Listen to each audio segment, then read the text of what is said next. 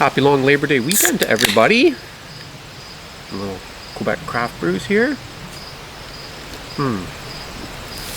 Okay, so what I wanted to do is to do an off-grid test of this vacuum sealer bag. If you've been following the channel, then you know that I've been testing out these OutOfAir vacuum sealer bags for fish and game and leftovers and all those kinds of things. And what I like about them is that they're 33% thicker than the competing brands, so they're 4 mils thick instead of 3, and they are cheaper by the 100-foot roll, under $30, so you're paying about 29 cents per foot. And what that means is that with these bags, you can take advantage of big meat sales like I did, and then portion them down into the size of package that you want to use.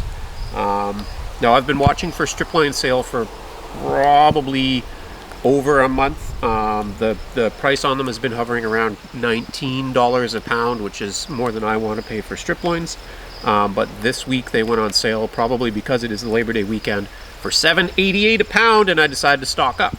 Now the problem with that is when you buy those meat sales, the meat is packaged in like saran wrap and plastic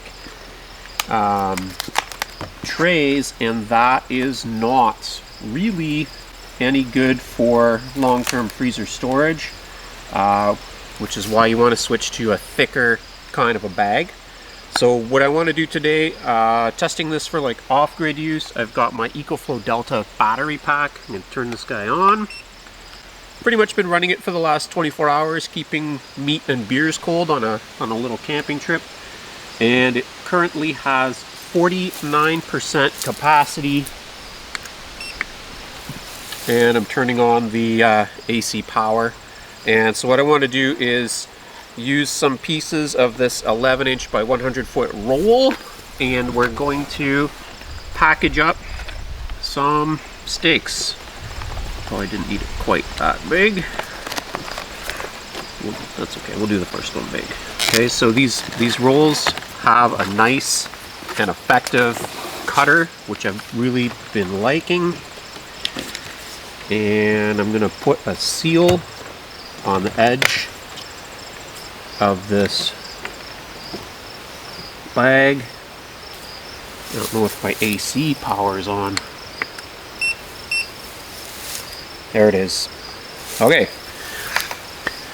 So sealing it up takes about 120 watts of power for about 5, 6, 7, 8, 9, 10, 11, maybe 10 or 11 seconds.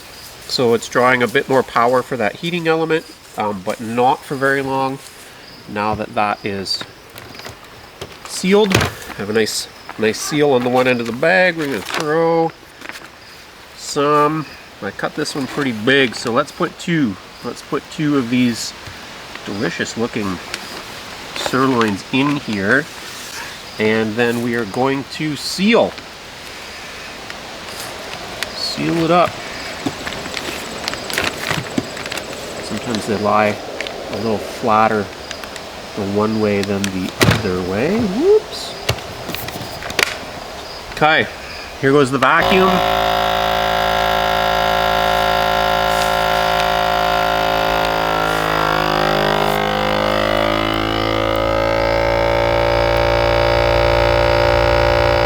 This is the beer break portion while you're waiting for the vacuum seal on this Labor Day weekend. So the vacuum part takes about 16 or 17 watts of power for however long that just ran for. Once the vacuum's done, it's going to automatically seal that bag now. And what I should be doing instead of drinking, if I want to be efficient, is queue up my next bag for my next chunk of meat. Look at that. Nice vacuum sealed 4 mil plastic. It's got a big labeling strip on the side, and so that's going to go in the freezer, and I'm not going to worry about freezer burn or spoilage. I could use this to package up leftovers. So OutOfAir makes a variety of sizes of these rolls. You can get 6-inch, 8-inch, 11-inch bag rolls. You can also get a bunch of pre-sized bags, which is really handy. And you can get resealable bags that have a Ziploc function. Here we go. Steak. Vacuum. Prep the next one.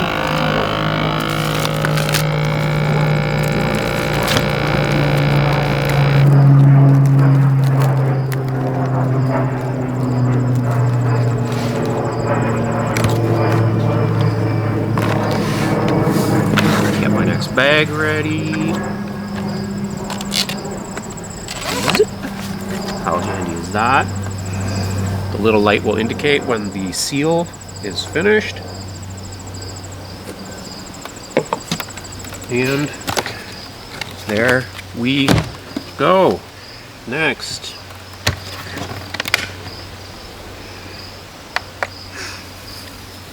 Yeah, I'm really happy to have this. My other plan was buying bulk meat and then rewrapping it in butcher paper.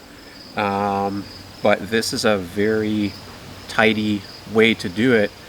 And one of the beautiful things about the vacuum bags is being able to see the meat. So it's one thing to have a bunch of brown wrapped packages in your freezer and kind of reading the labels, but it's quite another to just be able to see what's actually in the bag. That can be kind of fun, looking into a freezer full of meat. It's pretty high up on my list of favorite things to do anyway. Oh yeah, this one looks good.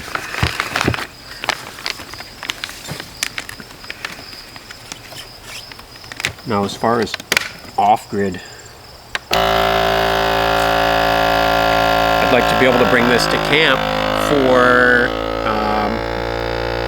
vacuum wrapping fish, and I'd like to be able to take it camping. I can have my battery just sitting in the back of my car. I can package up a whole bunch of fish or game, butcher a whole deer, and work on all that. So we've got 2 more pieces to go here. And then we're going to check back on our battery status. Another beautifully wrapped up sirloin. Seal that guy up. I'm still at 49% power, so I haven't even used 1% of the power of that battery yet. And I've done 3 vacuum seal bags. We're going to do a 4th one and then a 5th one, and then we'll be done our little test.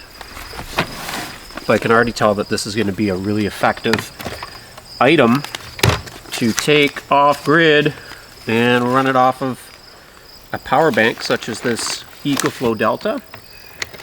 And it's using so little power, I would have no worries about being able to replenish that amount of power with a solar panel.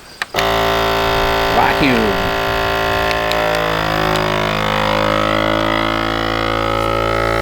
Sip break.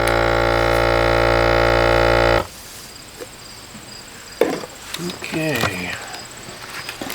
Sealed up. Last bag.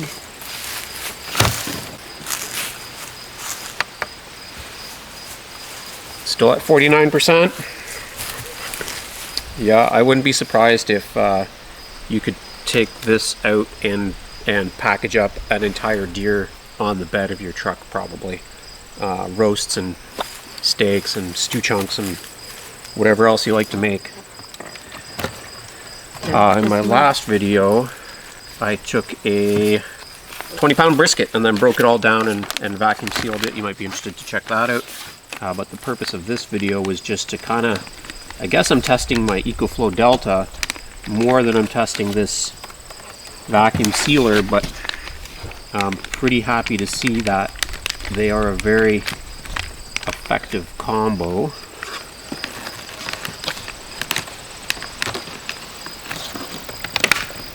Last one.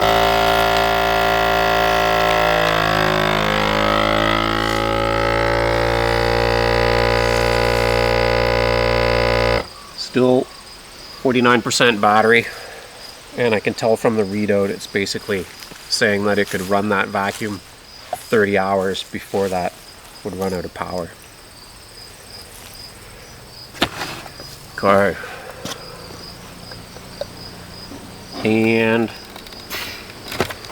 there we have it. Bunch of on sale meat and all ready for the freezer. Virtually no power used. Very, very happy with these bags. Very happy with this vacuum sealer. Very happy with the EcoFlow Delta.